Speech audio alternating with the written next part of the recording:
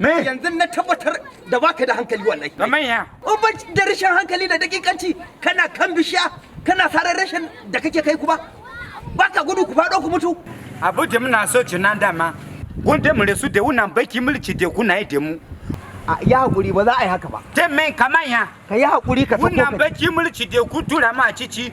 Ido mu ya bude. Ba wani mahaluci da zai kada samu tura mota ya bar mu da haya. Ya hakuri. Ya dan gwari, dan gwari. Ne ma alƙawari. Daya muna fasan ka. Wallahi ne ma alƙawari wannan maganan in ka ji ba ma baka hauni na ni zan cincin aka kawo ba saro reshen ku fado tare. Wani alƙawari ne ku doka maka. Zan cika. To shi kenan. Zan cika. Yanzu ai an yi walƙiya mu ma mun ga haske.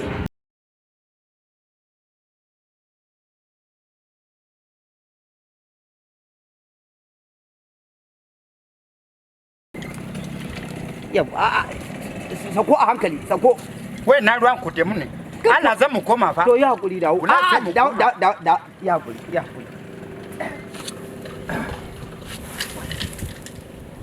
Ya kai. Gaskiya baka da hankali wallahi mugun mara hankali ne kai wallahi. Na soka? In ban da rashin hankali. Abin da nake so da kai dan gwari.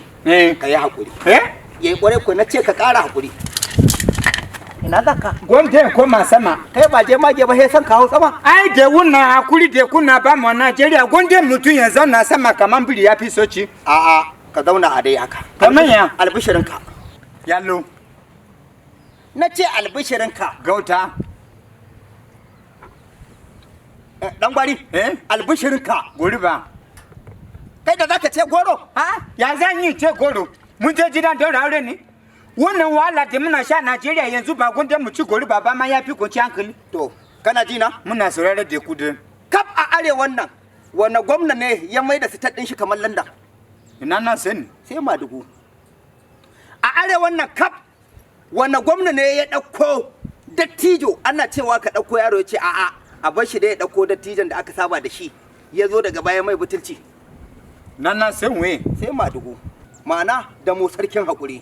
Din da ka can kira demo akwai hakuri. Wai a Najeriya akwai wani demo ne yanzu? Akwai shahararre. Wai wannan? Dr. Rabi'u Musa Kwankwaso. Kai kuma kidan dodo. Yara na ce kuma kidan dodo. Babu kai suke so. Da kuma sabi ta sigar dado. Babu kai suke so. Ruwa ka wuce zan kwando. Dr. Rabi'u Musa Kwankwaso wote muna ji ana yin labari. Kwarai kuwa. Yanzu wani abu ne ya zo da shi Najeriya wannan. Yanzu a jikin ka ja kala nawa ne? Wannan ba ja bane? Ja ne. Wannan ba ja bane? Ja ne. Wannan ba ja bane? Ja ne.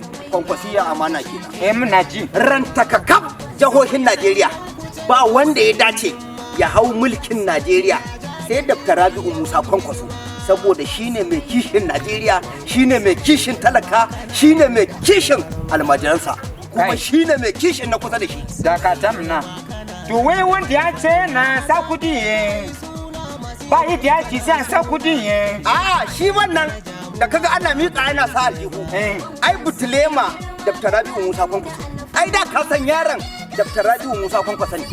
Amma zo mai butulci. Bai yalin yaro. Wallahi kuwa shi yanzu tsohon nan akan kudi sai a samu matsala ne. Na ce makaranta Islamiyya ya rushe. Ya ce ba ruwan gwamnati a cici. Ni abinda ma ya fi min mamaki akwai wani dan iskan mawaki na nan lokacin yana tare da Dr. Rabi'u Musa Kwankwaso. Ba irin hidimar da bai mabuga nan ba tun yana almajiran shi yana kolan shi. Ya fito da ba wannan gari ya shigo gari amma wai ya rasa wanda zai mabutulci ya rasa wanda zai watsa ma kasa ido sai Dr. Rabi'u Musa Kwankwaso.